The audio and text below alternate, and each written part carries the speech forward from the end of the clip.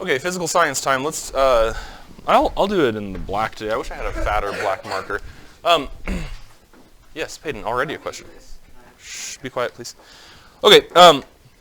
Today we're talking about the structure of the atom. So let's have the objective be model and describe the atom. Another thing we're going to do, if I had more room and if I didn't mind my objectives being super long, I would also say relate them to the four fundamental forces of the universe. But I don't have room for that, so we're going to write it up here. Atoms and the fundamental forces of the universe. I capitalize universe because I can. I shouldn't have. That's not how English works. In German, you do capitalize every noun, which is kind of interesting. But anyway, is that legible? Well, legible or not, it's not really visible. I should use a fatter marker. Okay, so your bell work was about what is matter composed of? And the answer to that is pretty simple. Matter is made of atoms.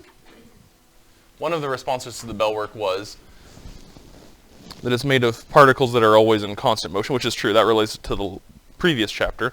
But now, and we knew from the chapter before that matter is made of atoms. So all matter is made of atoms, and then the corollary to that, or the relation between that and the last chapter, is that the atoms are doing what? Moving fast. Yeah, they're in constant random motion. Matter is made of atoms, which is in constant random motion. So the matter, your table, your dog, all of the stuff is made of atoms that are not just sitting still, and they're not just solid, tiny balls. They're made of other stuff, and that's what we're going to talk about today. But first, we're going to talk about the four fundamental forces of the universe, and you should remember, you should have some recollection of this.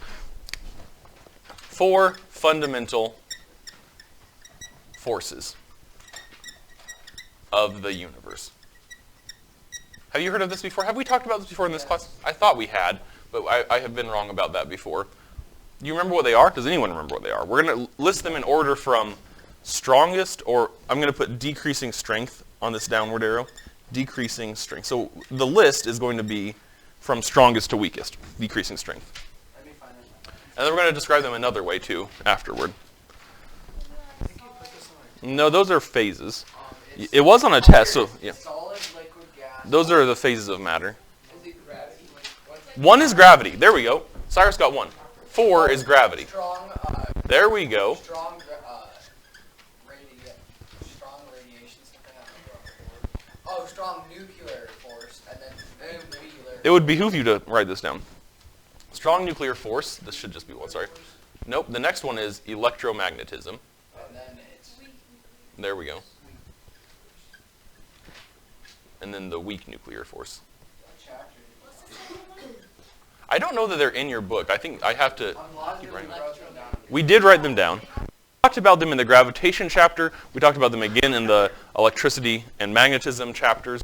And now we're talking about them again in the atoms chapter.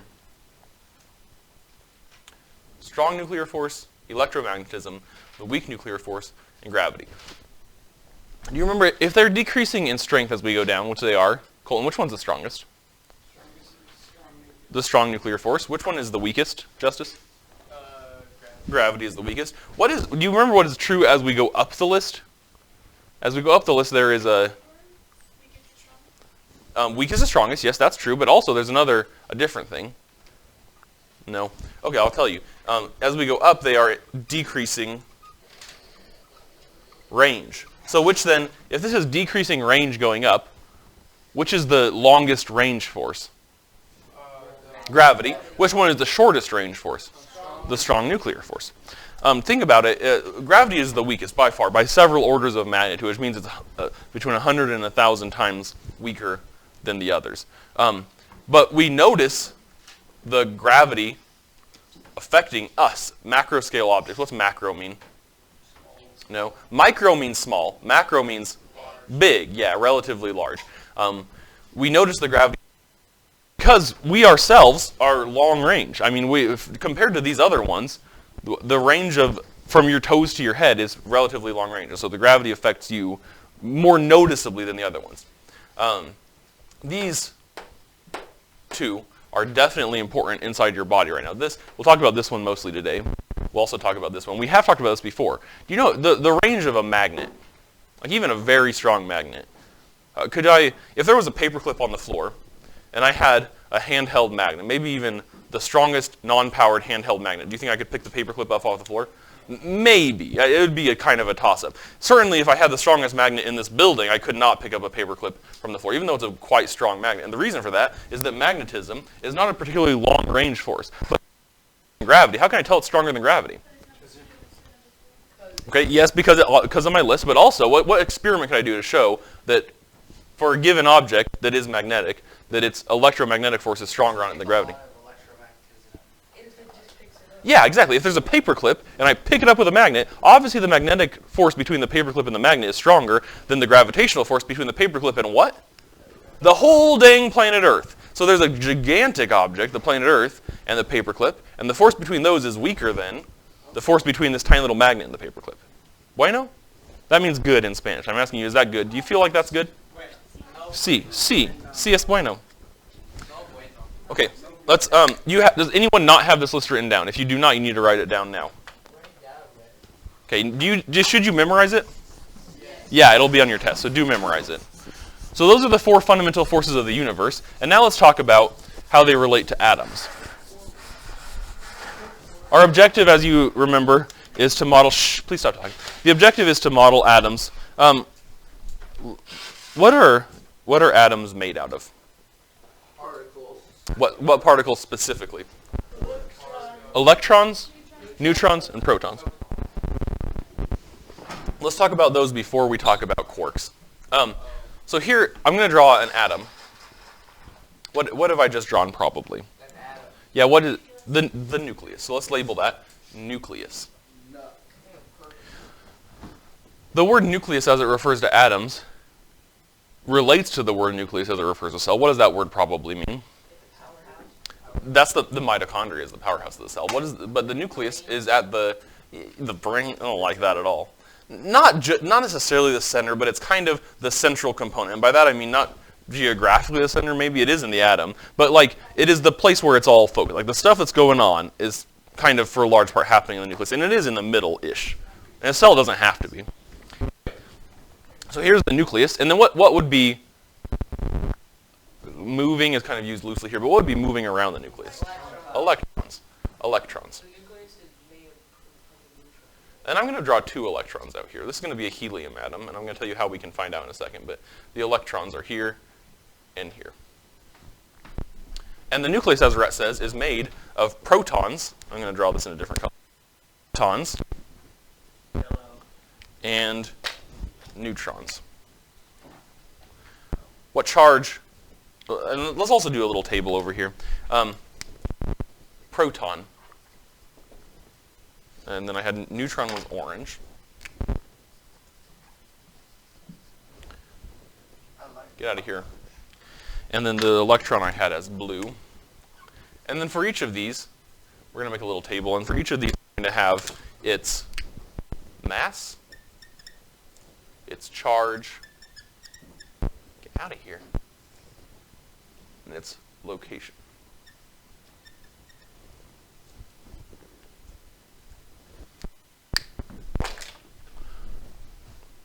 Does anyone know which there are two out of these three things? I mean, I have two electrons, but there are two out of the three kinds of things that I have here that have mass. Which two have mass? That's three. So which two out of those three? Try again. Try again.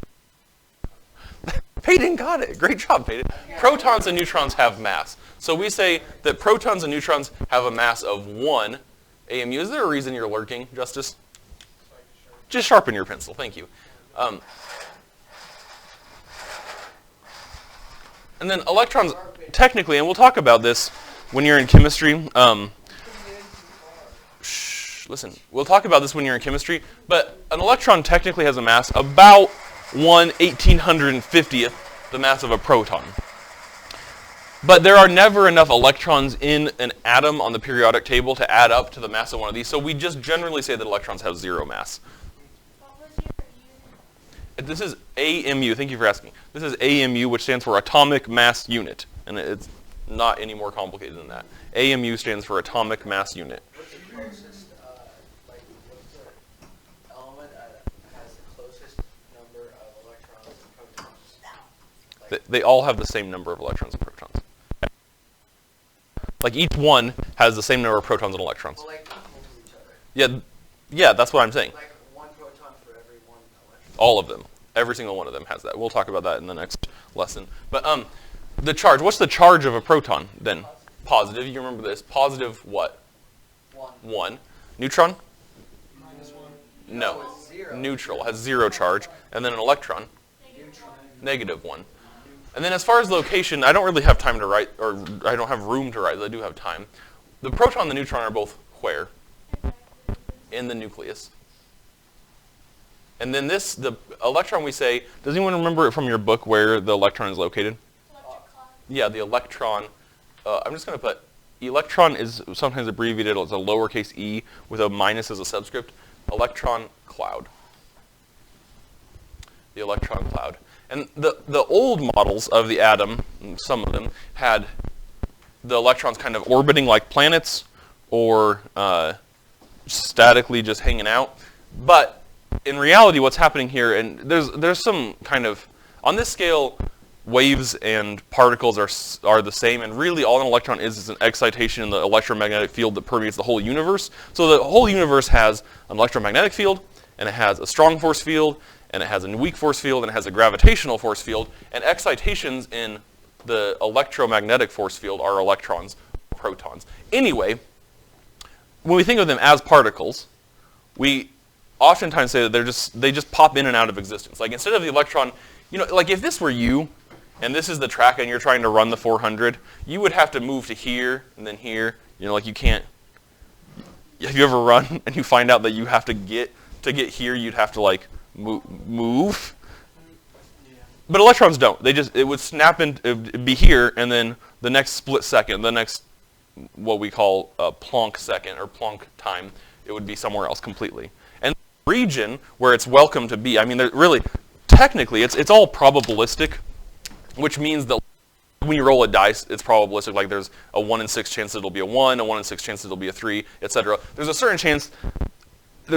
It could be anywhere in the universe. I mean, the electron that's in one of the electrons in your gallbladder right now could technically pop into existence around Mars in the next second, but it almost never does because there's a region of space around this called the electron cloud where it has a 99.999. Like there's an exceptional probability that it will be here.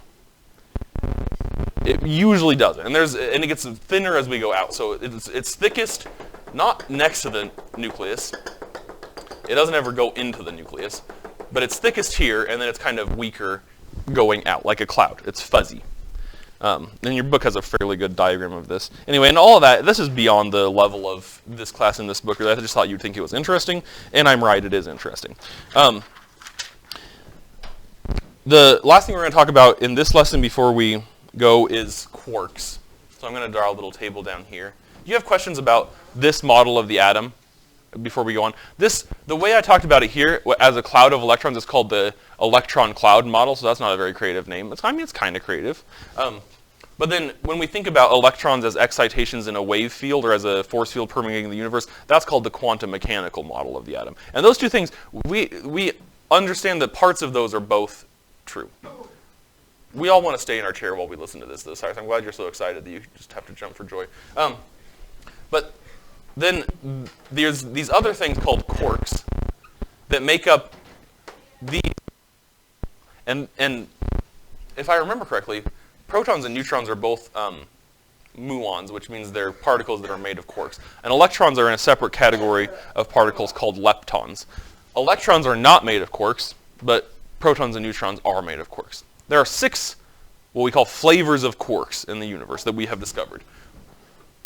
Banana. At one point, I had someone look up them in order from least massive to most massive, and it was, I wouldn't say disappointing, but it was surprising to me, the mismatch of them. So I'm just going to list them in order that we normally list them, which is up, down, top, bottom, strange, and charm. These two, the up and down quarks, are the ones that make up all normal matter that you've directly observed. All normal matter. In fact, there's an interesting YouTube video by Kurzgesagt that talks about how there's some hypotheses that if strange matter, like matter made out of strange quarks, ever existed, that it may be more stable than normal matter, and then if it touches it, that normal matter will automatically turn into strange matter, and then the end of the universe is that all matter would be strange matter, which is effectively useless. 6 is charm. Charm. So all normal matter is made of up quarks and down quarks, and these have the properties of color, which is different from like the color of T-ionosphere is orange, but there's a chromaticity, which is what we call it in quantum mechanics. We're not going to talk too much about that. They have a color. They have some degree of mass, but most of their mass actually comes from their energy field. But the main thing we're going to talk about, they have a spin, and the main thing we're going to talk about is they have a charge. So up quarks have a positive 2/3 charge, and down quarks have a negative 1/3 charge. Uh-oh, fraction. You guys ever do fractions before? I wish I could zoom in a little bit more on this so that people could actually see what was going on, but I'll try to do a better job making it big over here. So if we have, there's always 3 quarks to make up a muon, either a proton or a neutron. What are the, and we don't ever have 3 of one or 3 of the other. So what are the different combinations we can have? We have to have 2 of one and 1 of the other. So what are the combinations we can have? And let's drop them out. I'm going to do up in pink and down in, that'll make it look nice and Barbie dream house. Okay, so I'm going to do up in pink and down in purple. Well, the combination, I can only have 2 different combinations. If I can't have 3 of the same, what are the combinations I can have? 2 up, 1 down, 2 up, and 1 down. What's the other combination I can have? 2 down and 1 up. Okay. Now let's add up the charge. Someone, fractions, you all should be, it's a state standard. Add up, if these, look, this is 2 ups and 1 down, and this is 2 downs and 1 up. What's the total charge here? Well, 3/3, which is what? 1. So this one is plus 1. What's the total charge here? No? It's 2/3 minus 1/3 minus 1/3. 0. So what's this? Proton. This is a proton. And this one is a neutron. There you go. Do you have questions about this? What about these guys? Still have them memorized, mostly because I think their names are cool. Still have them memorized. It is on your test. Actually, to be more specific, the question on your test is, which of the following is not a kind of quark? And so as long as you know what these ones are quarks, you won't have a problem with that. And then you need to know that quarks make up protons and neutrons, and that electrons orbit the nucleus. Last thing, what holds these quarks together? Do you think? What must hold them together? No, what general thing in the universe, what must? Friction. No, but it is a force. Forces must hold things together. What force is holding these together? Gravity. No, it's not gravity. Gravity affects massive objects, which these do have mass, but it's way, gravity is way too tiny. The what force? What do you think? I drew it in orange. The strong nuclear force. So the strong nuclear force is what holds, the quarks together to make up protons and neutrons. And it's also what holds, I shouldn't have drawn it in orange. It's also what holds the protons and neutrons together to make the nucleus of an atom. Let me repeat that. The strong nuclear force is what holds the quarks together to make up the muons, protons and neutrons. And it's also what holds the protons and neutrons together in the nucleus. How is it able, well, okay, check this out. This is important because if I have something more complicated than a helium nucleus, like say I have, sorry, if this is helium, it really should have that too. And it's holding all these together. Why do I need the strong force here to hold these together? People sometimes forget this. I drew protons in positive. Why do I need the strong force together here? Yeah, okay, say it again, Tatum. Yeah, well, not only float away, but you remember from our time with magnets, if I have these two similar charges next to each other, pressed right up against each other, what is their tendency? They'll repel, and violently repel. So the strong force has to be strong enough to hold them together. Okay, so they're actively trying to get away from each other because of the electromagnetic force. This is holding them together because it's stronger. Good? Questions about that? Now, what happens what's the downfall of the strong force? Or what's the strong force having the strongest strength? It also has the lowest what? Range. It has the lowest range. So if this atom even gets just a little bit bigger, like the size of, for instance, uranium, which is not tiny. Uranium has 92 protons. You see it there? Uranium has 92 protons. So if we get enough protons here, eventually the nucleus gets big enough, the strong force is no longer strong enough from one end to the other to hold the atom together. And so then uranium is, what's special about uranium and everything after uranium? It's radioactive, and that's all radiation. That's what radioactive decay is when an atom, a nucleus, is big enough or otherwise unstable. It's big enough or otherwise unstable that the strong force can't hold all the nucleons, the muons, together, and so the electromagnetic force causes them to split apart, and that's nuclear radiation.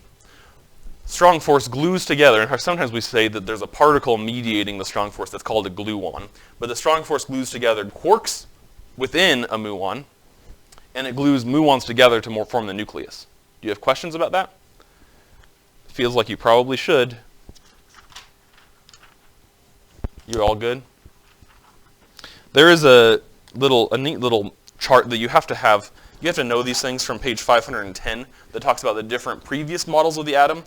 Look at 510. There's the current one, and they go in order from the oldest A to the most recent E. The current one, E, is the electron cloud model that we talked about. But you're also responsible for knowing the other ones. And I believe, if I didn't talk about these models in last year's version of this video, which you can watch, I definitely talked about them in this year and last year's version of the chemistry atomic lesson. So we don't have time to talk about this today in class, but if you have a hard time learning from this little chart here on page 510, one, you are responsible for knowing this information. So try to learn from the chart, and if you can't, I have videos, or obviously you can ask me later on, and I will. You need to know their names, and their names also overlap with who made them. So, yes. Okay, other questions before we dismiss, because otherwise we'll run out of time. Bye. You're